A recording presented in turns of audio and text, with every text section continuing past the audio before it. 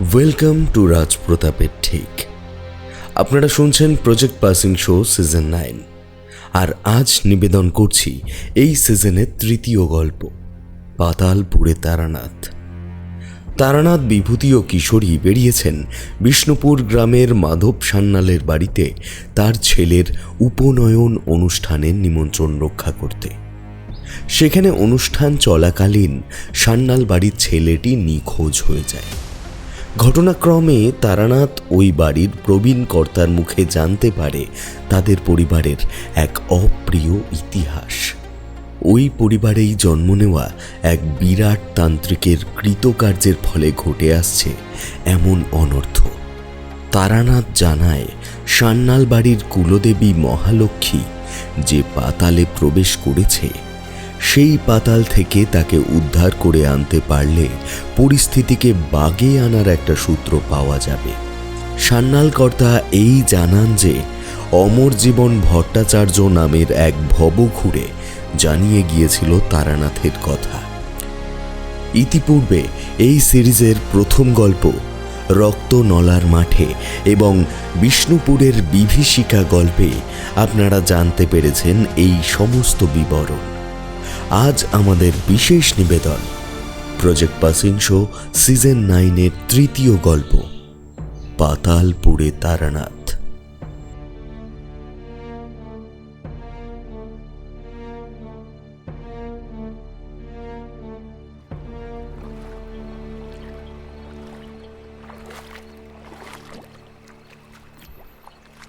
ঘন জমাট বাঁধা অন্ধকার। আমার পশ্চাতে কিংবা পাশে কেন, আমার সম্মুখে কে দাঁড়িয়ে আছে বা কি রয়েছে তাও বোঝার উপায় নেই।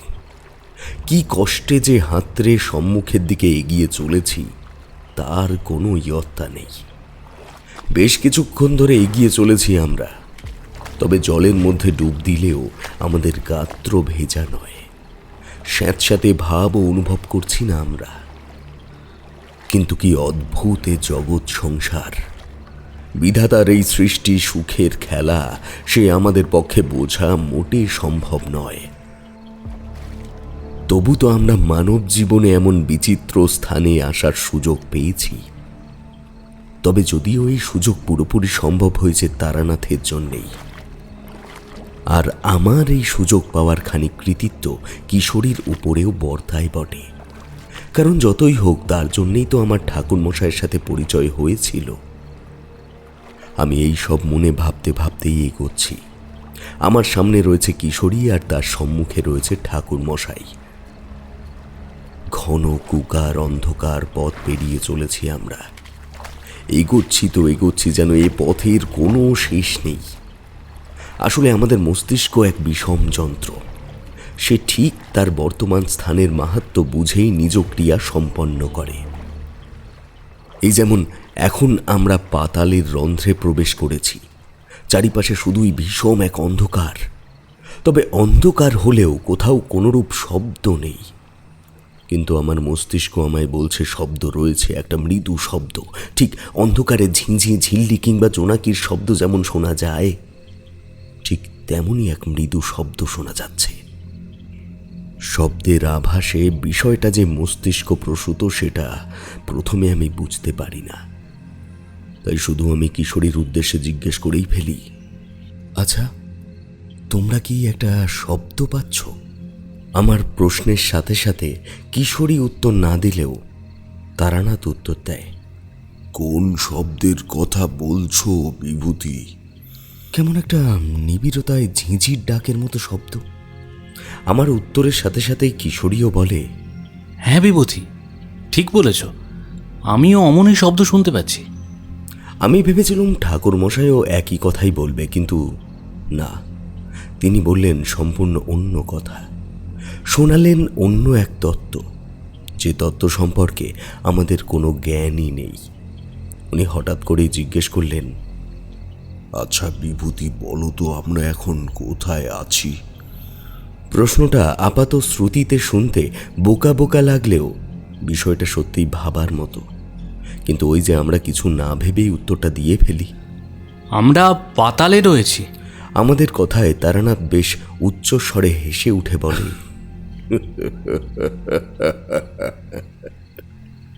হ্যাঁ, তা ঠিক, কিন্তু ভূমির নিচে মানেই তো তা পাতাল নয় হে। পাতালেরও যে 7টা ভাগ রয়েছে। পাতালকে পাতাল বলেই জানি, কিন্তু তার যে আরও 7টা ভাগ রয়েছে তা আমরা জানব কি করে?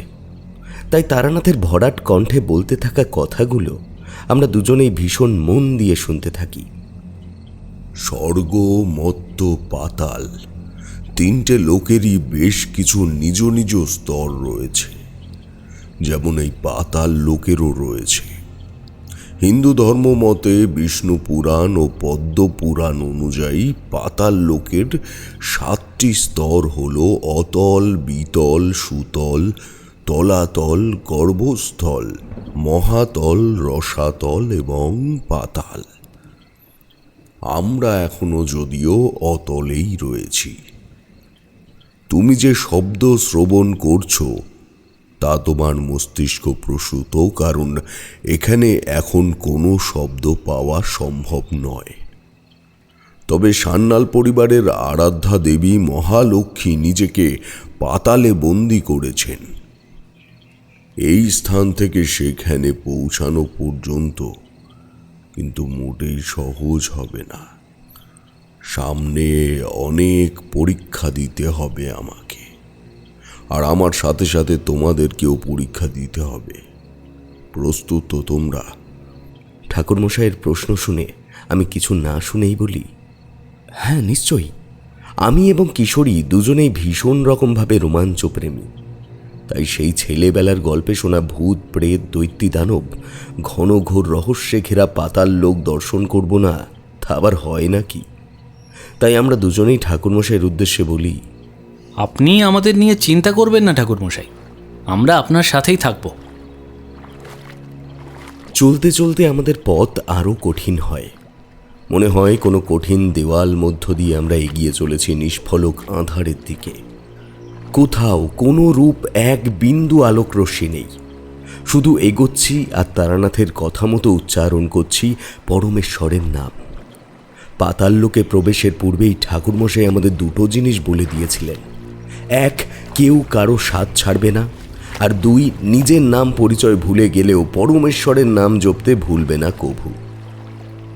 তাই সেই মতো আমরা আধার পথে এগোতে এগোতে মনে মনে জপছি, ওম নমঃ শিবায়, ওম নমঃ শিবায়, ওম নমঃ শিবায়। কিশোরী প্রথম থেকেই এক ঘোরের মধ্যে ছিল, আর পাতাল মধ্যে প্রবেশের পর তার ঘোর আরও দৃঢ় হয়েছে। তবে ঘোরে থাকলেও সে ঠাকুরমশাইয়ের কথা মতো জপছে। বেশ হাঁটছি। হাঁটতে হাঁটতেই হঠাৎ মনে হলো কোথাও যেন 100টা সূর্যের একসাথে উদয় হয়েছে। আর সে কি ভীষণ গর্জন! আমরা তো চোখ খুলে থাকতে পারি না। আসলে অনেকক্ষণ একভাবে অন্ধকারে পথ হাঁটার পরে এমন এক আলোক ঝলকানিতে চোখ ঝলসে যাওয়াটাই ভীষণ স্বাভাবিক। কিন্তু এই গর্জনে টিকে থাকাটা খুব কঠিন হয়ে পড়েছিল। কিন্তু ঠাকুরমশাইয়ের সেই অমোঘ বাণী, তা আমরা ওই তীব্র গর্জনের মধ্যেও কিছুতেই ভুলিনি। আমরা সমানে উচ্চারণ করে চলেছিলাম পরমেশ্বরের নাম। চোখ বুজে থেকেই কেটে যায় বেশ খানিকক্ষণ। তারপর আস্তে আস্তে ধাতস্থ হয়ে চোখ খুলি আমরা। কিন্তু চোখ খুলে যা দেখি তাতে মন অন্য দুনিয়ায় চলে যায়।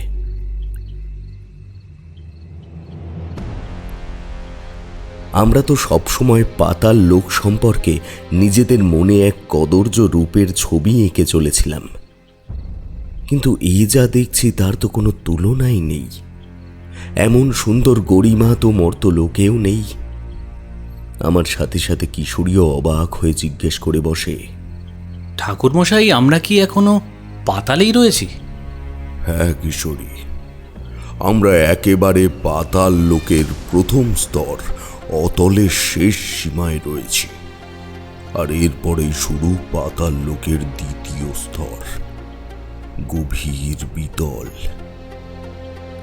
তারানাথ স্বমহিমায় বলে চলেছে পাতাল লোকের বর্ণনা, কিন্তু তাতে আমাদের মন নেই। আমাদের মন কেড়েছে তো তখন পাতাল লোকের প্রথম স্তর অতল।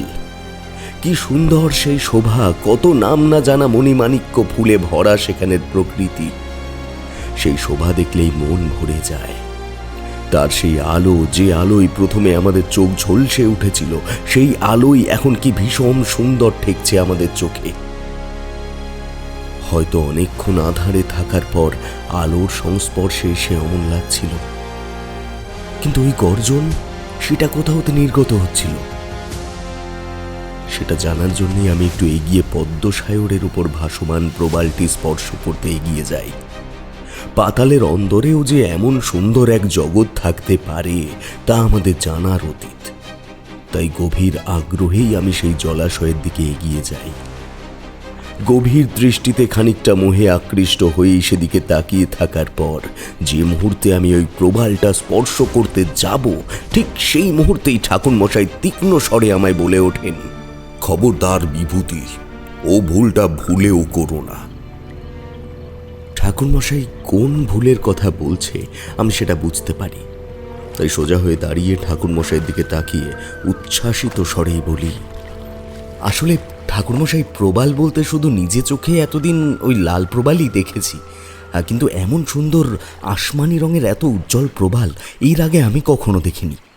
তাই প্রথম দেখে একটু স্পর্শ করে দেখার ইচ্ছে মনের মধ্যে উদয় হয়েছিল, আর সেই কারণে একটু ছোঁয়ার চেষ্টা করছিলাম।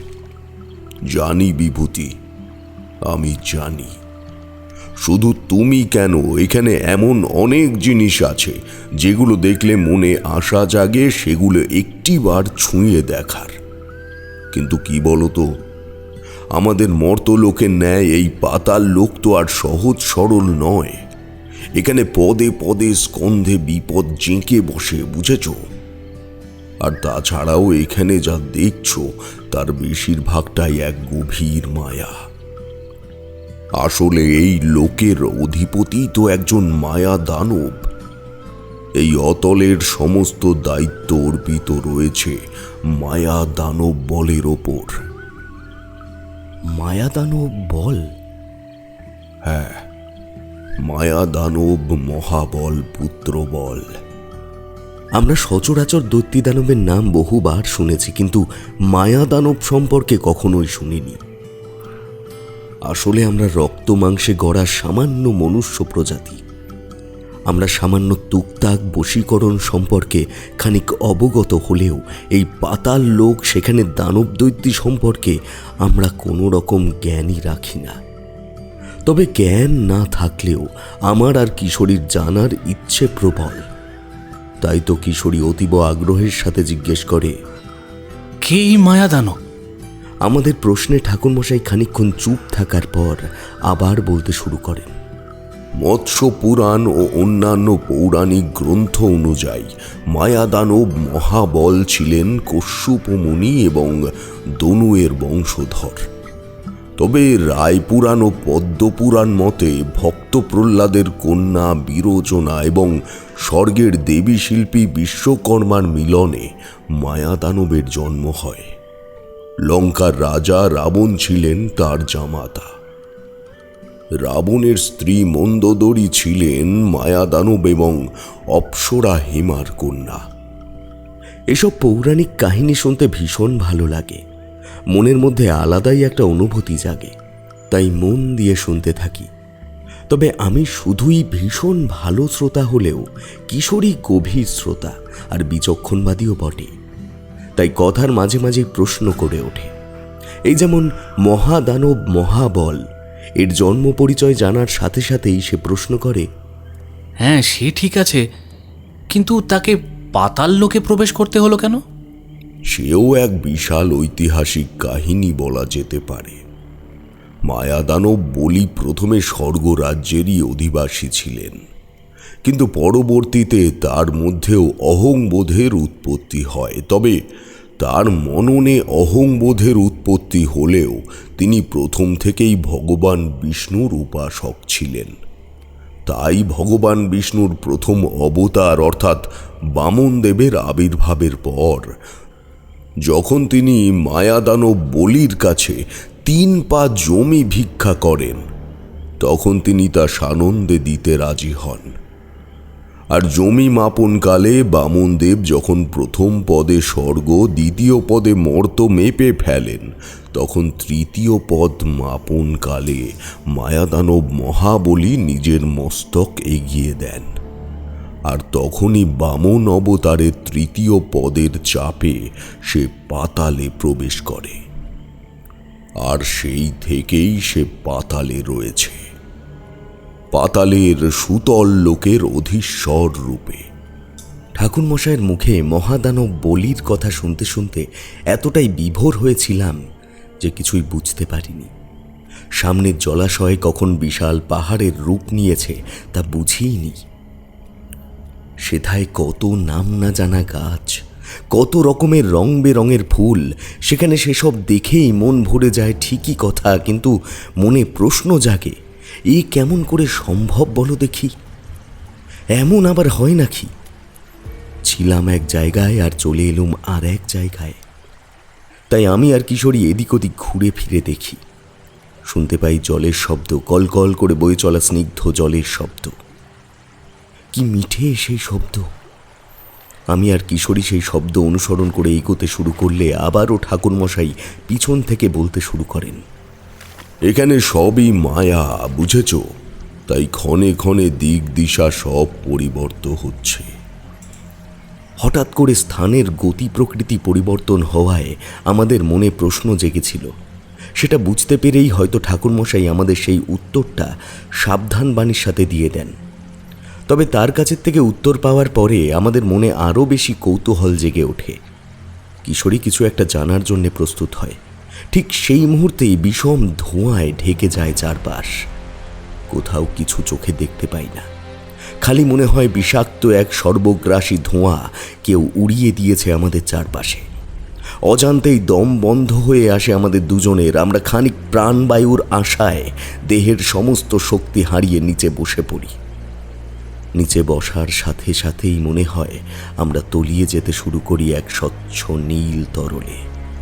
হাত পা ছুঁড়ে সাঁতার কাটার ভঙ্গিতে বাঁচার চেষ্টা করি, কিন্তু কোথায় কি?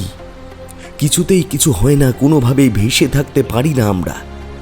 ঠাকুরমশাইয়ের বলা কথা মতো আমরা তিনজনে বেঁধে বেঁধে থাকার চেষ্টা করি, কিন্তু না, কোনো কিছুতেই কোনো উপায় হয় না।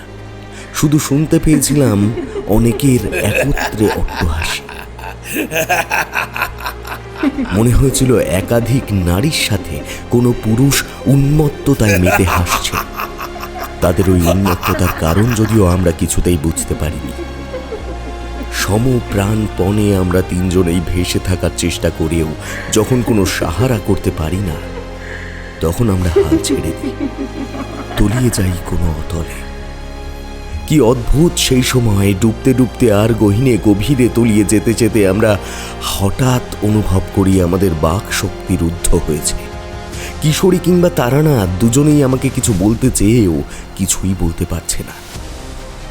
তবে বলতে না পারলেও আমরা অনেক জিনিস প্রত্যক্ষ করি। দেখতে পাই কোথাও কোথাও জলের মধ্যে উজ্জ্বল আলোর রশ্মি বিচ্ছুরিত হচ্ছে। আবার কখনো দেখি শয়ে শয়ে সাপ ঘুরে বেড়াচ্ছে আমাদের চারপাশ দিয়ে। ভূত, প্রেত, দৈত্য, দানব, এরপর বিভিন্ন রকমের ভিন্নমুখী সাপ দেখে সত্যি বলতে কি ভয়ে গা শিউড়ে উঠেছিল আমাদের। তলিয়ে যাওয়া অবস্থায় ভাসমান সাপ যদি মুখের সামনে এসে হিস হিস শব্দ তুলে ফনা তুলে ভেসে বেড়ায়, তাহলে যে কোনো লোকেরই গা শিউড়ে উঠবে। ঠাকুরমশাই আমার পাশে পাশে থাকায় মানসিকভাবে আমি একটু দৃঢ় হয়ে উঠেছিলাম, কিন্তু কিশোরী একদম পাশে পড়ে যাওয়ায় প্রাণের ভয়ে ব্যাকুল হয়ে ওঠে। প্রাণপণে দেহ মনে সর্বশক্তি দিয়ে চিৎকার করে ওঠে, ঠাকুরমশাই! কিশোরীর চিৎকারের মধ্যেই না জানি কোথা থেকে ধেয়ে আসে এক বিশাল ঢেউ। সেই ঢেউয়ের ঘূর্ণন শক্তিতে আমরা দ্বিগুণ গতিতে তলিয়ে যাই। স্বচ্ছ পানীয়ের মধ্য দিয়ে আরও গভীরে তলিয়ে যাই। ক্লান্তি আর ভয়ে চোখ আপনা থেকেই বন্ধ হয়ে গিয়েছিল আমাদের। তারপর যখন চোখ খুলল, তখন আমরা আবারও এক গহীন আলো আধারী স্থানে গিয়ে পৌঁছেছি। চারিদিক ভেজা স্যাঁতস্যাঁতে, অদ্ভুত একটা সোঁদা গন্ধ ঘুরে বেড়াচ্ছে চারপাশে। একটু আগেও অতল কিংবা সুতলের যে দারুণ রূপ আমরা দেখেছি, তার সাথে এখন যা দেখছি তার কোনো মিল নেই। তবে এখন যে অবস্থা বা প্রকৃতি প্রত্যক্ষ করছি, পাতাল সম্পর্কে যদিও সেরকমই কিছু ছবি আমাদের মনে আবছা আবছা হয়ে আঁকা হয়েছিল। সেসব যাই হোক, মনে কেবল একটাই প্রবল প্রশ্ন জাগে, আমরা এখন কোথায়? কিন্তু মনে প্রশ্ন জাগলেও মুখে কি সে প্রশ্ন ব্যক্ত করতে পারবো, সেটা ভেবেই চুপ করে থাকি। আসলে একটু আগের বাকরুদ্ধতার দৃশ্যই আমায় চুপ থাকতে বলেছিল। তবে আমি চুপ থাকলেও কিশোরী প্রশ্ন করে ওঠে, আমরা এখন কোন স্তরে এসে পৌঁছেছি ঠাকুরমশাই? রসাতলে। ঠাকুরমশাইয়ের গুরু গম্ভীর শব্দে রসাতল শুনে আমার অন্তরাত্মা কেঁপে ওঠে। আমি ভয়ে ভয়ে বলি, রসাতল মানে ধ্বংসের শেষ সীমায় এসে পৌঁছেছি আমরা? আমার কথা শেষ না হতেই ঠাকুরমশাই বলতে শুরু করেন, হ্যাঁ, আমরা সেই রসাতলেই এসে পৌঁছেছি। তোমার চোখে মুখে যে ভয় বর্তমানে পরিলক্ষিত হচ্ছে, বিষয়টা ততাধিক ভয়ের না হলেও বেশ ভয়ের বিষয়। কিন্তু তবুও একটা কথাই বলবো, ভয় পেও না হে বিভূতি। ভয়কে জয় করতে শেখো। শুধু মনে মনে ভগবানের স্মরণ নাও। ওম নমঃ ভগবতে বাসুদেবায় নমঃ। ঠাকুরমশাই বিপদের নানান স্তরের ভগবান শিবের নাম স্মরণ করেছেন, এটা আমরা দেখেছি। কিন্তু আজ হঠাৎ করে ভগবান বিষ্ণুর নাম স্মরণ করায় আমি একটু অবাক হই। না, ভগবানকে স্মরণ করার মধ্যে কোনো ভুল অথবা কোনো দোষ রয়েছে সেটা আমি একেবারেই বলছি না, তবে মনে খানিক প্রশ্ন জেগে ওঠে। আর সেই কারণেই আমি প্রশ্ন করি, ঠাকুরমশাই আপনি ভগবান বিষ্ণুকে স্মরণ করছেন? জানি বিভূতি, জানি তোমার মনে অনেক প্রশ্ন আছে, কিন্তু কি বলতো, যথাস্থানে যদাচার। এর আগে আমরা পাতালের যে যে স্থানে ছিলাম সেখানেই দেবাদিদেবকে স্মরণ করলেই হতো। হ্যাঁ, এখন যে স্থানে আমরা রয়েছি সেখানেও মহাদেবকে স্মরণ করলে হবে, কিন্তু এই স্থানে তার বাস, যার উপর শায়িত থাকেন স্বয়ং বিষ্ণু।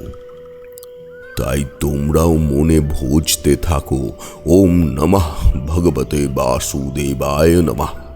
তারানাথ কথাটা বলার পরে আমি মনে ভাবি, হ্যাঁ সত্যিই তো, অনন্ত শেষ নাগ যার উপর শায়িত থাকেন স্বয়ং শ্রী বিষ্ণু, সেই শেষ নাগ, সে তো এই পাতাল লোকেরই অধিবাসী। তাই আমিও মনে মনে স্মরণ করি ভগবান বিষ্ণুকে।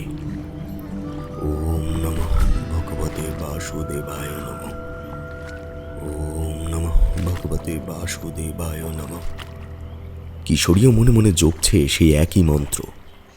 আমরা মন্ত্র জপের সাথে সাথে এগিয়ে চলেছি পাতালের উদ্দেশ্যে। আসম খাদ, গহীন আলো আধারী গহীন গর্ত পেরিয়ে এগোচ্ছি। এমন সময় ভেসে এলো সেই কঠিন কণ্ঠস্বর, সেই উদ্বেল হাসি। হাসির শব্দ পেয়ে পিছনে তাকাবো ভাবছি, এমন সময় তারানাথ সহুঙ্কারে আমাদের বললে, খবরদার, একেবারে পিছু ফিরে তাকাবে না। পিছু ফিরে তাকালেই কিন্তু বিপদ। এটা অন্য কেউ নয়, এ হাসি আমার খুব পরিচিত। তারানাথ হাসিকে শনাক্ত করতে পেরেছে, এটা শুনেই আমরা বুঝতে পারি কার হাসির কথা বলছেন তিনি। সেই ভয়াবহ তান্ত্রিকের কথা আমরা এর আগেও শুনেছি। তাই একটু ভয়ার্ত কণ্ঠেই কিশোরী বলে, কিন্তু ঠাকুরমশাই, তার সাথে এই পাতাল লোকের কি সম্পর্ক? সে এখানে আসবে কেমন করে? ভুল করছো কিশোরী, খুব ভুল করছো। তার সাথে তো পাতালের যোগ থাকবেই। তুমি মনে করে দেখো না, আমরা তো পাতালে আসার পথ তার বাড়ির পুষ্করিণীতেই পেয়েছি। সে পথের কথা তার কনিষ্ঠ জানলে সেও জানবে, এ তো ভীষণ স্বাভাবিক কথা, তাই না কিশোরী? আর আমি যদি খুব ভুল না করি, তাহলে সে মায়া দানব বলির পুত্রের থেকেই শক্তিপ্রাপ্ত হয়েছে, অর্থাৎ সে বলের অনুরাগী। আরও একটা কথা, বিরাট তান্ত্রিক কিন্তু কুর্মা পৃষ্ঠাকৃতি শ্মশান থেকেই তন্ত্রবিদ্যায় সিদ্ধহস্ত। তাই তার পক্ষে এই পাতাল লোকে প্রবেশ করা খুব একটা কঠিন কাজ কিছু নয়। ঠাকুরমশাইয়ের কথা শুনে আমি বুঝতে পারি বিরাট তান্ত্রিক সহজ কোনো তান্ত্রিক নয়।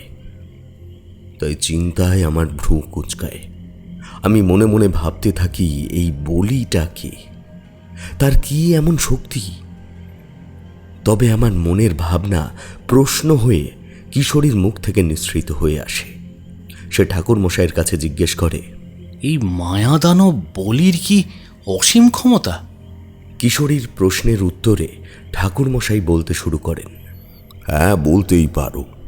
এই বলের ক্ষমতা অপরিসীম।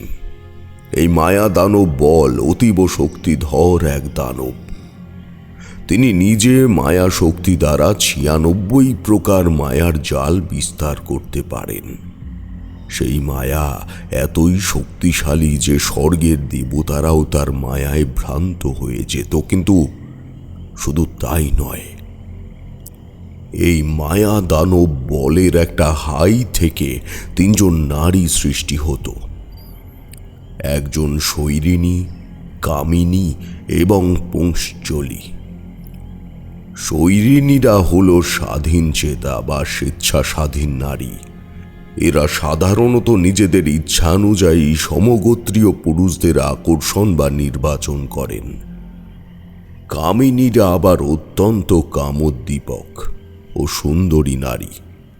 যে কোনো স্তরের বা গোত্রের পুরুষই এদের রূপে মুগ্ধ ও কামাসক্ত হয়ে পড়ে। পুংশ্চলীরা চঞ্চলা বা অতি সহজেই পুরুষকে বশীভূতকারী নারী। এরা কোনো নির্দিষ্ট পুরুষে আবদ্ধ না থেকে প্রতিনিয়ত সঙ্গী পরিবর্তন করে। আর সেই বলকে সন্তুষ্ট করেছিলেন বিরাট তান্ত্রিক। তাহলে নিশ্চয়ই বুঝতে পারছো বিরাট তান্ত্রিক ঠিক কতটা শক্তিশালী। ঠাকুর মশাইয়ের কথা শুনে আমরা দুজনেই অবগত হই যে কি মারাত্মক ক্ষমতার শক্তিধর এই বিরাট তান্ত্রিক। তাই ভয়ে আমাদের দুজনেরই হাত পা শিউড়ে ওঠে। আমাদের রসাতলে বর্তমান অবস্থান, সেখান থেকে আমাদের ক্ষতি হতে পারে। আমরা ধ্বংসের শেষ সীমায় এসে দাঁড়িয়ে আছি। এটা ভেবে আমাদের যত না ভয় হয়, তার চাইতেও এটা ভেবে বেশি ভয় হয় যে আমাদের ওই অসীম ক্ষমতাধর বিরাট তান্ত্রিকের রোষানলের সম্মুখীন হতে হবে। আমরা বুকে প্রবল ভয়ে নিয়ে এগিয়ে চলেছি পাতালের দিকে। ঠিক সেই সময় হঠাৎ করে একটা বন্ধন অনুভব করি। বুঝতে পারি না কিসের বন্ধনে আটকা পড়েছি আমরা, কিন্তু দাঁড়ালে যে হবে না।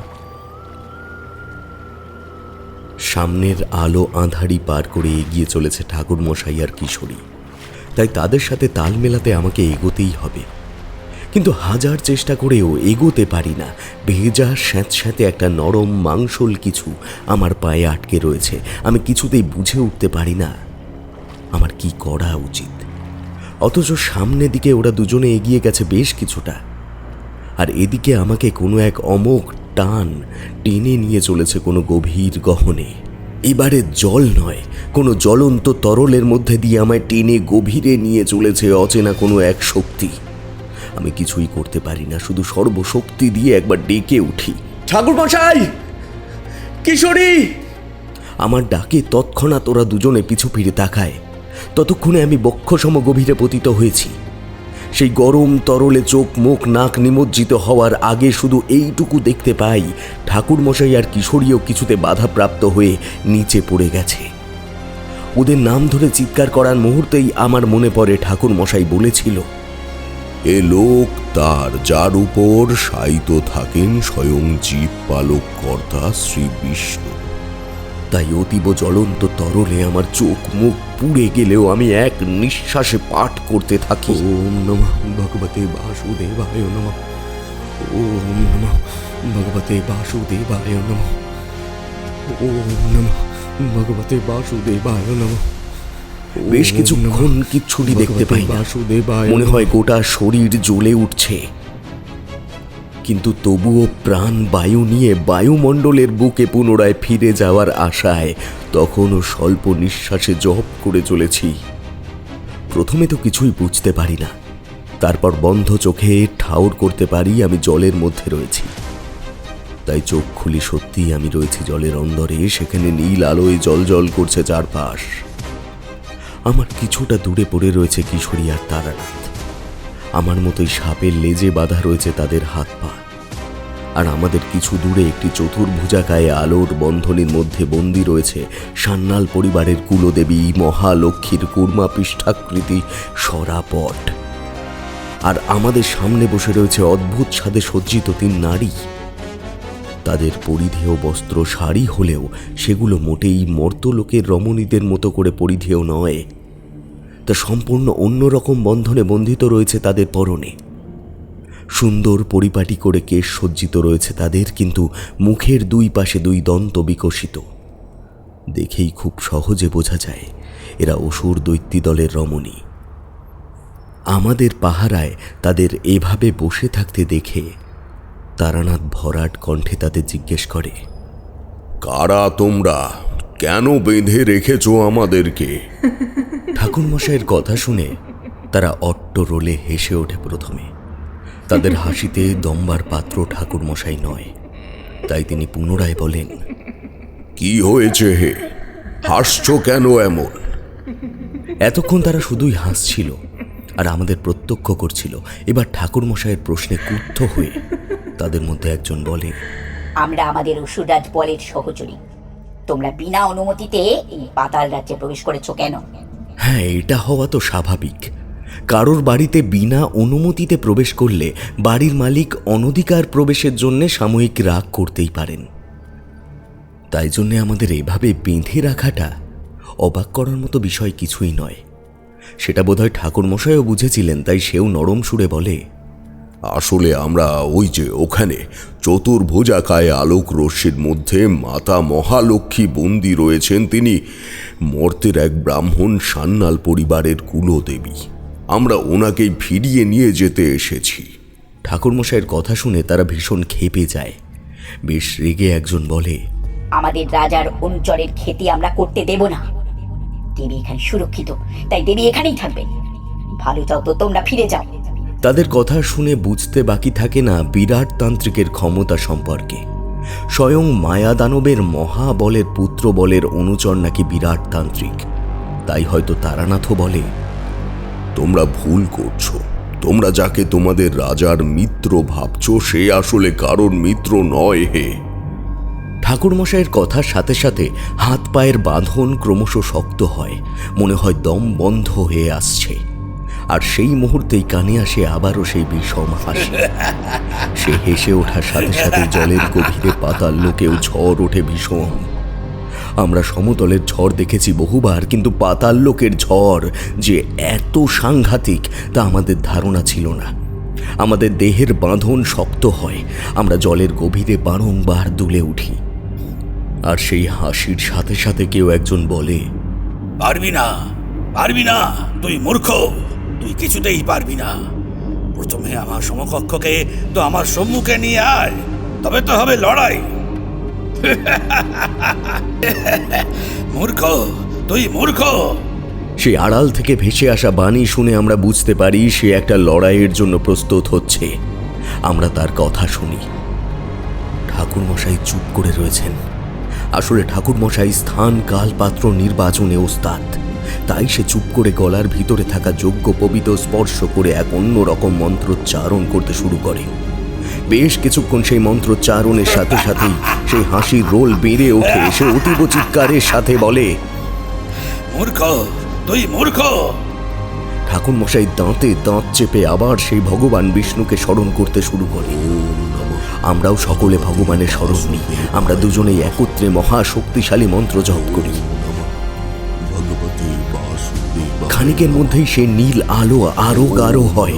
সে হাসির রোল বাড়ে ঠিকই, কিন্তু আমাদের হাতের বাঁধন আলগা হয়। আমরা ক্রমশ উপরে উঠতে শুরু করি। কিছুক্ষণ ভাসার পর কখন যে উপরে উঠে আসি তা বুঝতে পারিনি। পুরো বিষয়টাই মনে হয় স্বপ্ন। যখন চোখ খোলে তখন আমরা সান্যাল পরিবারের আট চালায়। আমাদের সামনে দাঁড়িয়ে সমগ্র সান্যাল পরিবার। মাধব সান্যালের মুখে সেই দুশ্চিন্তার ছাপ। একজন জিজ্ঞেস করলেন, তা তোমরা কি করে তিনজনেই জলে পড়ে গেলে?